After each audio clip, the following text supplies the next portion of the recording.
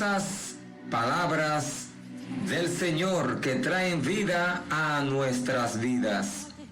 Quiero que sepa que en este periodo dentro del cual estamos hablando, era costumbre que antes de ir a la guerra, el ejército fuera consolidado, con el propósito de que aquellos a quienes le faltaba valentía o que eran débiles, se retiraran. De esta manera se salía a la batalla con el ejército posible. Dios instruyó a Gedeón para que escogiera su ejército dentro del ejército de Israel y solo escogió a 300 hombres. Dentro del plan de Dios serían suficientes. De ninguna manera 300 hombres hubieran podido vencer a Madián. Solo el poder de Dios. Así que de esta manera no se verían tentados a jactarse de que la liberación de manos de los madianitas había sido por la fuerza de su ejército. Así es que Gedeón, después del Señor llamarle, Gedeón estaba temeroso, estaba tembloroso. Gedeón no sabía qué hacer, pero el Señor se le apareció y Gedeón quiso poner a prueba la palabra del Señor. Si eres tú que me has enviado, si tú vas a dar salvación al pueblo de Israel por medio de mi mano, yo quiero ponerte la siguiente prueba. Voy a poner un vellón de lana y si amanece solo húmedo en el vellón, yo sabré que tú estás conmigo. El Señor le concedió esta petición a Gedeón, pero viendo él que el vellón estaba mojado y que toda la tierra era seca, entonces él le pidió a Dios la prueba contraria, que toda la tierra estuviera seca y el vellón mojado. Y así Dios también lo hizo. Pero aún Gedeón estaba totalmente triste y acobardado. Tenga en cuenta que cuando el ángel de Jehová se le aparece a Gedeón, él estaba trillando trigo en el lugar donde se preparaba el vino y las uvas. Él estaba en el lagar, ¿de acuerdo? Mientras que el trigo debía prepararse en la era y en una zona un poco alta, para así que el trigo, siendo soplado por el viento, pudiera esparcirse la paja o el tamo y quedar solo el trigo. Pero si Gedeón trillara el trigo desde el lugar correspondiente, iba a ser visualizado y eliminado por los enemigos. Así que él se escondió lo más que pudo, pero allí en su escondite el Señor le salió a su encuentro y le dio la encomienda de liberar al pueblo de Israel de los madianitas, que como hemos leído al inicio, Madián es uno de los hijos del padre Abraham. ¿Qué le parece? Igualmente que los amalecitas son descendientes también de Abraham a través de Isaac, Esaú. Así que Amalek es un hijo de Esaú. Fíjate que pudiéramos decir que esta es una guerra entre familia. Te hemos dado los significados de estos nombres. Así que procuramos avanzar un poco con este tema. En la historia de Gedeón observamos la cobardía y la renuencia de Gedeón para hacer lo que Dios le dijo que debe hacer. Quería muchas señales antes que finalmente estaba en acuerdo para pelear a los madianitas. En el capítulo 7, Gedeón levanta un ejército grande. Gedeón levantó unos 32,000 soldados, pero los madianitas tenían un ejército de 135,000 soldados.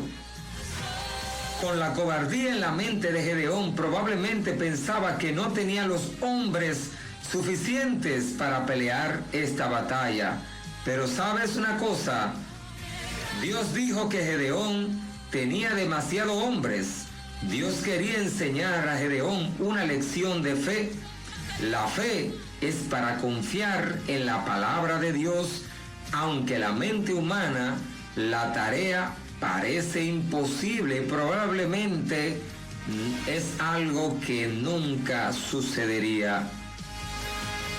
El Señor le habló claramente a Gedeón que el pueblo se vanagloriaría si ganara la victoria con los 32,000 o si ganara la victoria con los 22,000. Así que el Señor le hizo saber a Gedeón que eran demasiado, porque esa victoria sería algo sobrenatural. No habría dudas de que lo que Dios estaba haciendo por librar a su pueblo era un milagro. Israel había estado en una zozobra tal que ya no podía vivir a la luz pública. Así que Israel, nos dice la Escritura, había construido túneles. Vivía debajo de la tierra, en las cuevas, a la escondida, sin dejarse ver de esos nómadas del desierto, los madianitas y los amalecitas, que iban constantemente a quitarle lo poco que ellos tenían. Ahora usted debe saber por qué Jehová mandó este juicio, por qué Jehová mandó la contradicción, por qué Jehová mandó el robo, el asalto, el espanto para Israel. Israel se había vuelto tras los dioses de Acera, entre otras divinidades paganas de los cananeos. Así que Israel, al dejar a Dios, le fue quitada la protección divina y el Señor permitió que el enemigo entrara para atacarlos. En la estrategia que el Señor le fue dando a Gedeón para que los cobardes se retiraran de la batalla, para que aquellos como tomaban el agua igualmente fueran retirados, y el Señor le dijo que le iba a decir a Gedeón quiénes se iban a quedar en la batalla. Así que en la segunda reducción del ejército de Gedeón, Gedeón fue sorprendido que la primera reducción no era suficiente. 10,000 soldados es demasiado contra 135,000 madianitas. Así que se le habían ido 22,000, le quedaron 10,000. Y aquí van los criterios. Los soldados que bebían en la manera como un perro, los soldados que bebían a la manera como un hombre. El significado de estos criterios son los siguientes. Los animales que viven en los bosques están alerta constantemente de la presencia del enemigo. Sus ojos observan todas las cosas de alrededor de ellos. Sus orejas escuchan constantemente. La postura de todo el cuerpo está lista para pelear o para huir. Los soldados que tienen esta característica de alerta serán los soldados buenos. Son preparados. Un soldado que bebe del río no puso las rodillas en la tierra y su rostro en el agua. Esta posición significa que no está dispuesto para huir rápidamente si el peligro viene, o que no está dispuesto a enfrentar al enemigo que viene. Un soldado que está alerta queda en los pies y pone en el agua las manos en la forma de una copa para levantar el agua a la boca.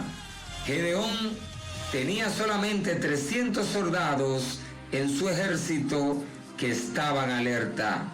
La segunda reducción del ejército de Gedeón es un buen ejemplo de la elección divina y la voluntad libre del hombre.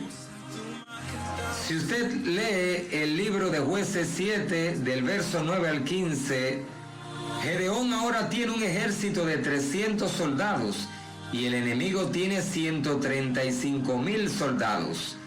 Es obvio que Gedeón necesitará algún ánimo después que vio muchos de sus soldados alejarse, salir. Ahora, el método que Dios utilizaba para animar a Gedeón. Dios mandó a Gedeón al borde del campamento de los madianitas. Dios le permitió para llevar a un siervo con él si tiene el temor. La conversación entre dos madianitas que Gedeón escuchó, la conversación involucraba un sueño acerca del postre del pan de cebada que vino para destruir el campamento de los madianitas. El pan de cebada significa que un pueblo pobre vendría que no tenía las riquezas para comprar un postre elegante. Recuerde que los madianitas habían robado a los israelitas de la cosecha de la cebada. Ahora Dios destruía a los madianitas por esa acción. Gloria a Dios. A los madianitas el pan de cebada representaba a los israelitas pobres. A Dios el pan de cebada representa a Jesucristo como el pan de vida, según Juan 6:32 al 35, cuando Jesús dijo: yo soy el pan de vida, yo soy el pan que cayó del cielo. El sueño del pan de cebada era una broma a los soldados madianitas y probablemente disfrutaban mucho eso. Sin embargo, para Gedeón era un sueño sobrenatural de Dios y le animaba. Jesucristo es la espada de Gedeón. Apocalipsis 1:16 y 19, verso 15. Vamos a descubrir la verdad maravillosa acerca de la espada de Gedeón. Lea Jueces 7, 16, 25. La estrategia militar del ejército de Gedeón. La batalla ocurre a las 10 por la noche cuando cambiaron los guardias. Es el tiempo de más confusión en el campamento. Gedeón dividió su ejército en 3 partes de 100 soldados en cada grupo. El significado de estos números: 3. Pon tu atención en esto, mis amados oyentes. 3 en la Biblia se refiere a la Trinidad Santa. Nuestro Dios es 3 en 1.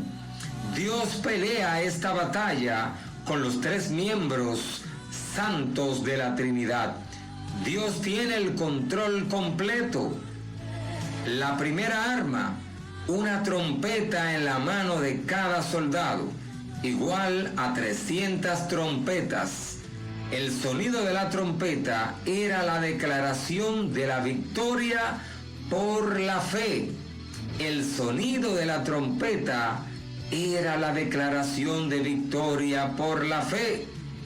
Así es que cuando vayas a enfrentar una batalla, toca la trompeta de la victoria. El sonido de la trompeta en el Antiguo Testamento es un símbolo de la voz de Dios, según Éxodo 19, 16 al verso 19. La victoria viene por el poder de la palabra hablada de Dios, según Salmo capítulo 29. La segunda arma, un cántaro vacío en la mano de cada soldado, igual a 300 cántaros vacíos. Los cántaros representan los cuerpos humanos de los creyentes, de los israelitas. Lea Jeremías 18, 4, verso 7. Lea también Romanos 9, 21, 23.